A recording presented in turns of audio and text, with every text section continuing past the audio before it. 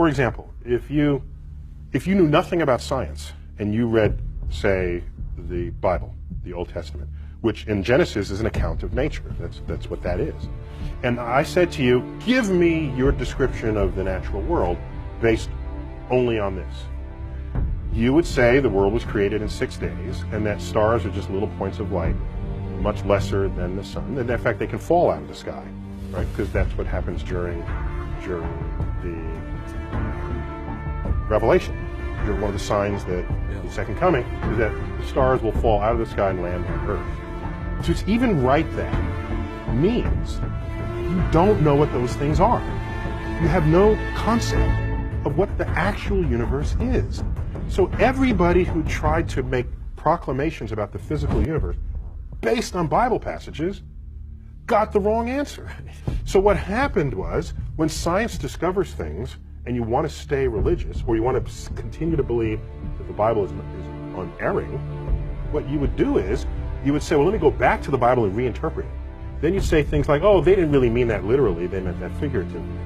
So this whole sort of reinterpretation of how figurative the poetic passages of the Bible are came after science showed that this is not how things unfolded. What is more likely?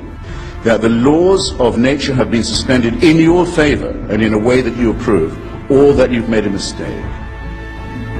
And in each case you must, and especially if you didn't see it yourself and you're hearing it from someone who says that they did. And why should they take offense that I don't believe in their God or any other God? And I'd say to them, you know, tell me the reasons why you don't believe in all the other gods, and that's the reason I don't believe in yours. Don't you sometimes feel sad about breaking all these myths apart? No, because I think it's some myths deserve to be broken apart out of respect for the human intellect. That no, when you're writhing on the ground and froth is coming out of your mouth, you're having an epileptic seizure. You have not been invaded by the devil. We got this one figured out, okay? Religion has actually convinced people that there's an invisible man living in the sky who watches everything you do every minute of every day. And the invisible man has a special list of 10 things he does not want you to do. And if you do any of these 10 things, he has a special place full of fire and smoke and burning and torture and anguish, where he will send you to live and suffer and burn and choke and scream and cry forever and ever till the end of time. But he loves you. God that our neighbors believe in is essentially an invisible person. He is a creator deity who created the universe to have a relationship with one species of primate. Lucky us. and he's got galaxy upon galaxy to attend to, but he's especially concerned with what we do, and he's especially concerned with what we do while naked. Just because they're offended by someone being gay, it doesn't mean they're right. You know, it's a strange thing that comes out of being gay is a choice. No, being gay isn't a choice. You know, I want to go, well, go, you try it then. If it's a choice, have a go. See how much you like it, you know. Do you give people who make this case that that was the beginning and that there had to be something that provoked the beginning, do you give them an A at least for trying to reconcile faith and reason? I don't think they're reconcilable. What do you mean? Well, so let me say that differently. All efforts that have been invested by brilliant people of the past have failed at that exercise. They just fail. And so I don't, the track record is so poor that going forward I have essentially zero confidence, near zero confidence, that there will be fruitful things to emerge from the effort to reconcile. And for those of you who look to the Bible for moral lessons and literary qualities, I might suggest a couple of other stories for you. You might want to look at the Three Little Pigs. That's a good one. Has a nice, happy ending. I'm sure you'll like that. Then there's Little Red Riding Hood, although it does have that X-rated part where the big bad wolf actually eats the grandmother, which I didn't care for, by the way. And finally, I've always drawn a great deal of moral comfort from Humpty Dumpty. The part I like the best, all the king's horses and all the king's men couldn't put Humpty Dumpty back together again. That's because there is no Humpty Dumpty and there is no God. Many people claim to find it impossible to believe or to imagine that they won't exist after death. Just try it for a second. I mean, you imagine that everyone in Paris right now is getting along fine without all of us. I mean, none of us are in Paris. We are really, really materially absent from whatever is going on in every other city on this planet right now. You were absent for all of human history before your birth. The idea that you simply can't imagine not existing after death is really kind of just for lack of trying, I think. I say fine, pray for anything you want, pray for anything, but what about the divine plan? Remember that?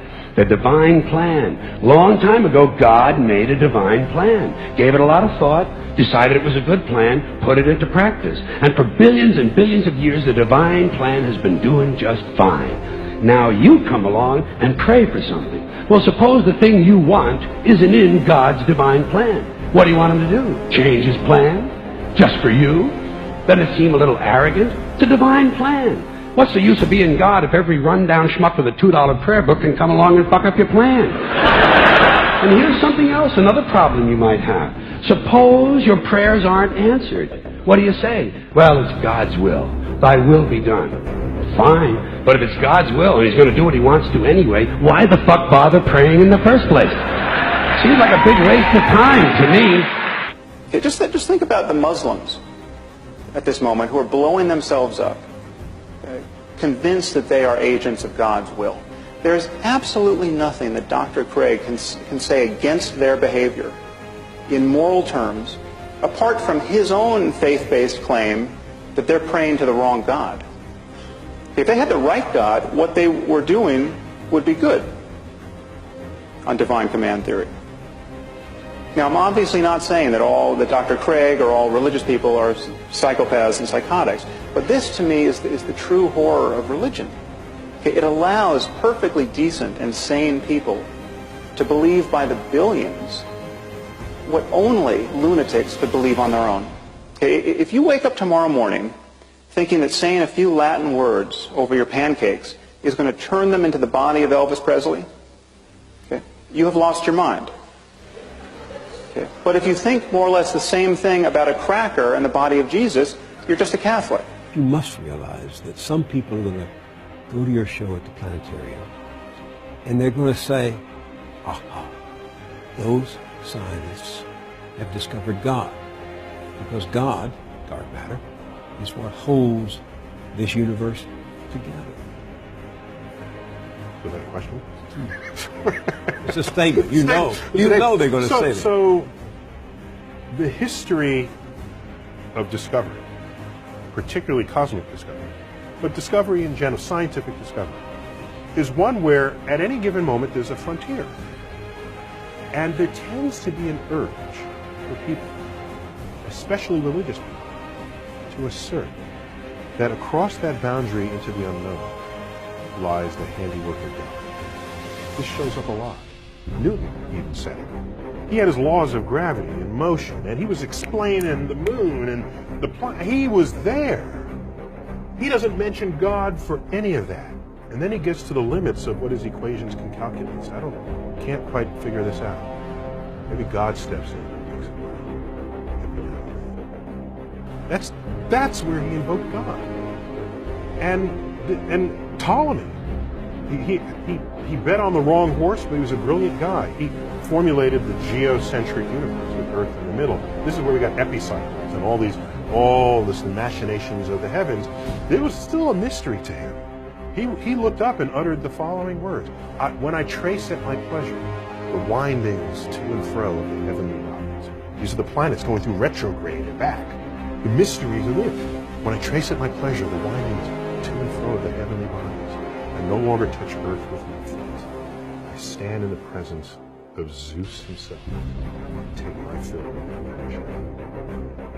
What he did was he didn't invoke Zeus to account for the rock that he's standing on or the air he's breathing. It was this point of mystery, and in gets invoked God. This, over time, has been described by philosophers as the God of the gaps.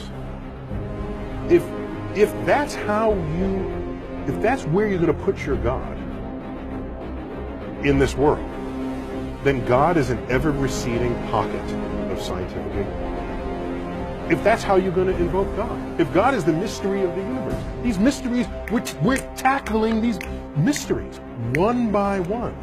If you're going to stay religious at the end of the conversation, God has to be more to you than just where science has yet to tread.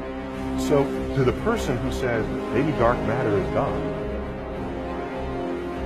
if the only reason why you're saying it's because it's a mystery, then get ready to have that undone.